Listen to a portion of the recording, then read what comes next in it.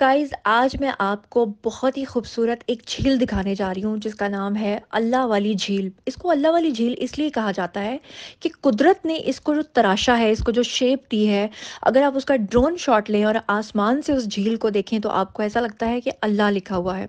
आप लोग देख सकते हैं कि हमारा सफ़र था अल्लाह वाली लेक की तरफ, लेकिन रास्ते में एक बहुत बड़ा पत्थर जो है, बहुत बड़ी चट्टान गिर गई थी जिसकी वजह से हमें बहुत देर यहाँ पर वेट करना पड़ा। मेरा बहुत सारा डेटा ज़ाया हो गया, लेकिन अल्लाह का शुक्र है कि एटलीस्ट मैंने इतना डेटा तो सेव कर लिया कि मैं आपको ये व्लॉग दिखा सकूँ। इससे पहले कि आप अल्लाह वाली झील तक पहुँचे, रास्ते में आपका वास्ता पड़ता है हसीन वादियों से। आपको कभी-कभी ऐसा लगता है शायद आप जन्नत में घूम रहे हैं। आपको खूबसूरत झीलें नज़र आती हैं। आपके साइड पर चलते हुए आपको छोटे-छोटे झरने नज़र आते हैं। आपको झीलों के अलावा साथ-साथ दरिया चलता हुआ नज़र आता है और सरसब्ज़ पहाड़ों की वजह से सयाहों को ये वादी जो है वो अपनी तरफ ऐसे खींच लेती है कि बस मैं आपको क्या बताऊँ। ये जो इलाका है, यहाँ पर सियासतदान भी हैं जो कुछ बड़े मशहूर हुए हैं। सियासत के अंदर महबूब अली ख़ान का ताल्लुक इसी गाँव से है, जो अब मुआविन ख़ुसूसी हैं, यानी कि वज़ीर आला गिलगित-बल्तिस्तान रहे हैं पिछले दिनों में और अब वो चेंज हो चुके हैं। और जनाब अली इस इलाके को खूबसूरत बनाने के लिए यहाँ पर बहुत अच्छा काम हो रहा है, लिटरेसी रेट भी बहुत अच्छा है। इस पूरी पर्शिंग वैली में तकरीबन 16 के करीब गाँव हैं और मज़ेदार बात ये है कि ये गाँव अपनी बिजली खुद बनाता है। रास्ते में आपको जगह-जगह पानी की लंबी-लंबी ऊपर से नीचे आती हुई टनल्स नज़र आएँगी और ये टनल्स जो हैं, ये बेसिकली बिजली तैयार कर रही हैं, यानी यहाँ का जो पानी है, वो इस्तेमाल होता है बिजली बनाने के लिए। यहाँ पर खूबसूरत सड़कें हैं, यहाँ पर बिजली ये गाँव अपनी खुद बनाता है। यकीन करें, इतनी तरक्की इस दौर में देखकर मैं तो हैरान रह गई। अल्लाह वाली लेक तक पहुँचने से पहले जब जीप रुकी और उन्होंने मुझे बताया कि आगे ट्रैकिंग करनी है, तो मेरा मूड बहुत ज़्यादा ऑफ हो गया और मुझे लगा कि इस पूरे इलाके में इतनी तरक्की हो चुकी है, उसके बावजूद यहाँ पर रोड ना बनना बिल्कुल नाइंसाफ़ी है और मुझे बहुत दुःख हुआ।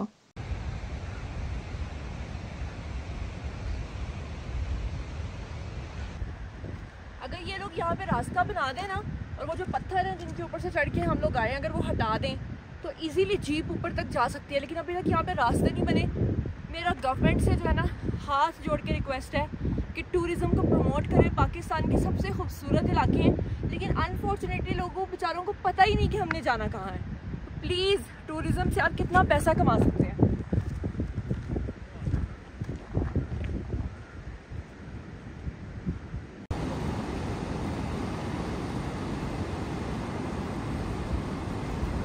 इसको कहते हैं अल्लाह वाली झील, जहाँ पे आप अल्लाह अल्लाह करके पहुँचते हैं।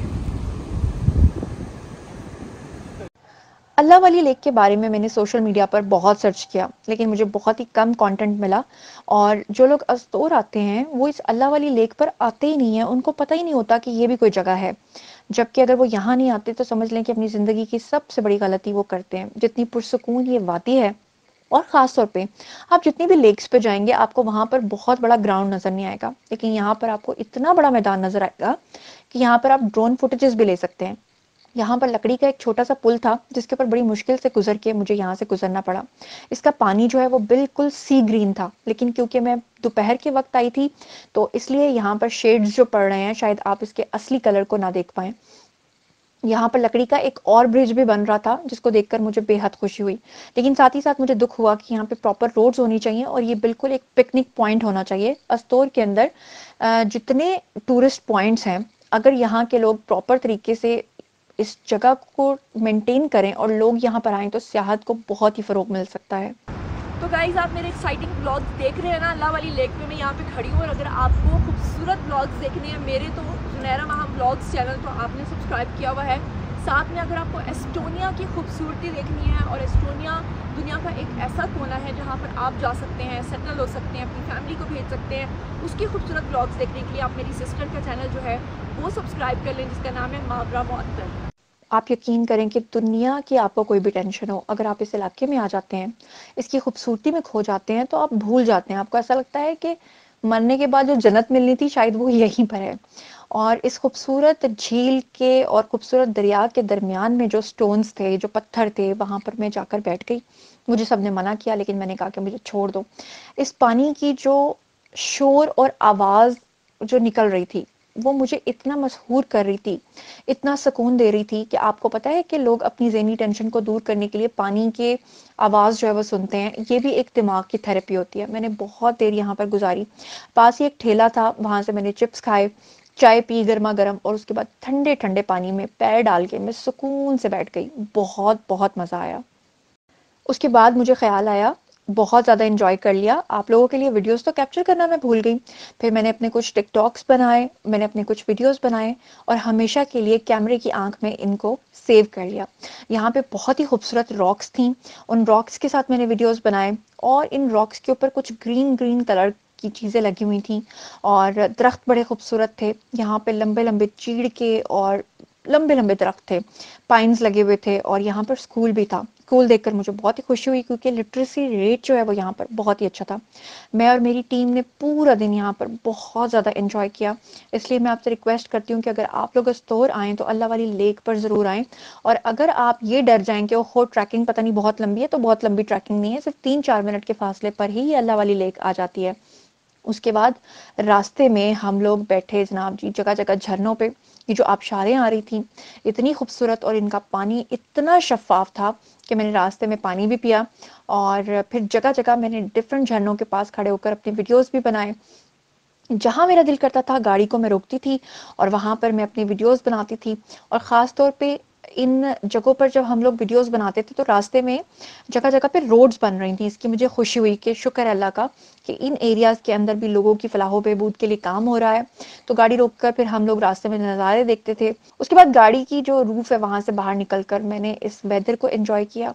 जो हवा के अंदर एक खुनकी, एक ठंडक, एक सुकून। यकीन कीजिए कि मैं कहती हूँ कि यहाँ के लोग इसीलिए बीमार नहीं होते क्योंकि उनको यहाँ पर दुनिया में कितनी टेंशन्स चल रही हैं उनको पता ही नहीं होता। यहाँ पर अपनी खेती-बाड़ी करते हैं, अपने जानवर रखते हैं, ठंडा और खूबसूरत मौसम होता है और क्या कमाल के बाअख़लाक़ लोग हैं। यहाँ से जाने के बाद आप मुकम्मल तौर पे बदल जाते हैं। आप वो नहीं रहते जो आप होते हैं।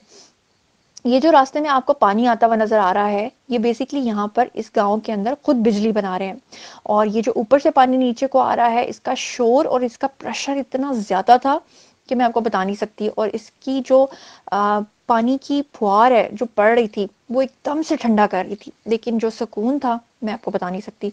खुशी की बात ये है कि अगर हर गाँव अपने पानी से फ़ायदा उठाकर वहाँ पे बिजली बनाए, तो इससे बड़ी कोई बात नहीं। बल्कि मुझे पता चला कि इस गाँव से बिजली पूरे अस्तौर को दी जाती है, जो कि एक बड़ी कमाल बात है।